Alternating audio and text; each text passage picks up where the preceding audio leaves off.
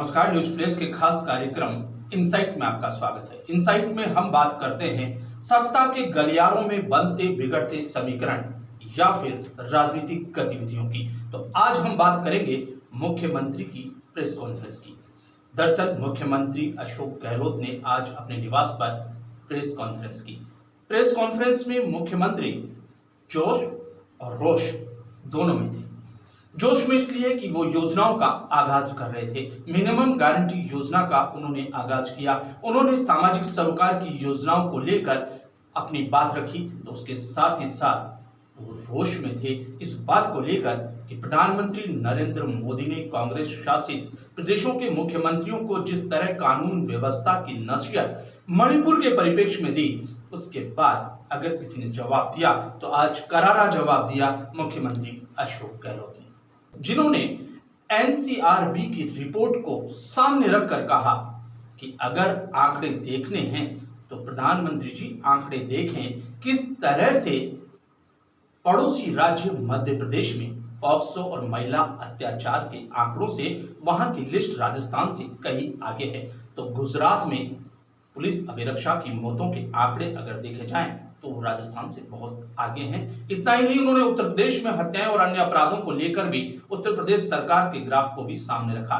कुल मिलाकर अगर प्रधानमंत्री नरेंद्र मोदी कांग्रेस शासित राज्यों के मुख्यमंत्रियों को नसीहत इस परिप्रेक्ष्य में देते हैं कि वहां मणिपुर जैसी घटनाओं से उनकी तुलना करते हैं, तो अशोक गहलोत होते हैं जो कड़ा प्रतिकार करके वापस जवाबी हमला करते हैं भारतीय जनता पार्टी शासित राज्यों पर, और वो भी आंकड़ों के साथ एनसीआरबी की रिपोर्ट के मार्फत।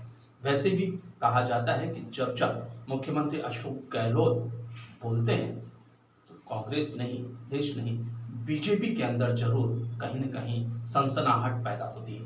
क्यों?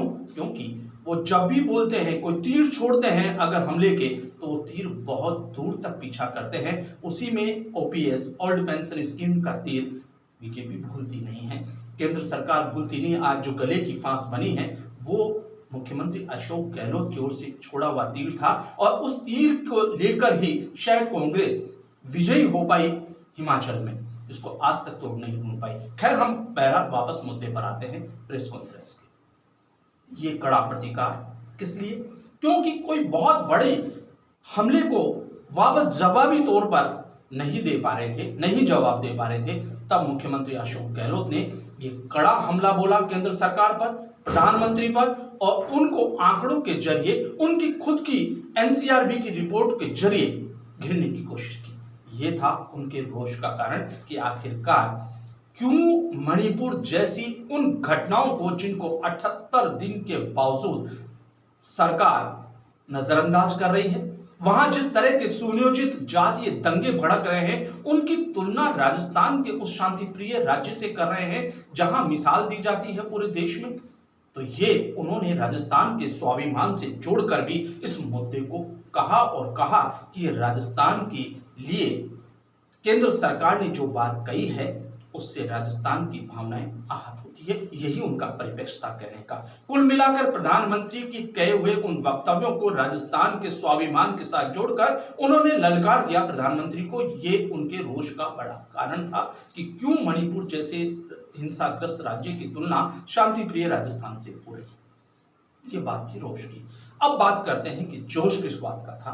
तो मुख्यमंत्री अशोक गहलोत पिछले लंबे समय से जोश में है, और वो जोश इस बात का है कि उस पूरे जो कहावत है कि राजस्थान में हर बार सरकार बदलती है, जो रवायत है, जो रिवाज है, उसको बदलने की ठानी है मुख्यमंत्री अशोक गहलोत ने। इसलिए वो पूरे जोश के साथ पिछले लंबे समय से लगे हुए हैं कि इस रिवाज को बदल देंगे और इस बार सरकार वापस लेकर आएंगे। इस कृत संकल्पित होकर निकली हुई यात्रा का एक चरण ये भी था कि आज उन्होंने एक और बड़ी योजना जो कल सदन में पास हुई उसको लेकर आज बात रखी और कहा कि राजस्थान पहला राज्य है जहां मिनिमम गारंटी योजना लागू होगी। यानी सामाजिक सरोकार या सामाजिक सुरक्षा के परिप्रेक्ष्य में बात करें तो उन लंबी योजनाओं की श्रृंखला में एक और माइलस्टोन खड़ा किया, मिनिमम गारंटी योजना।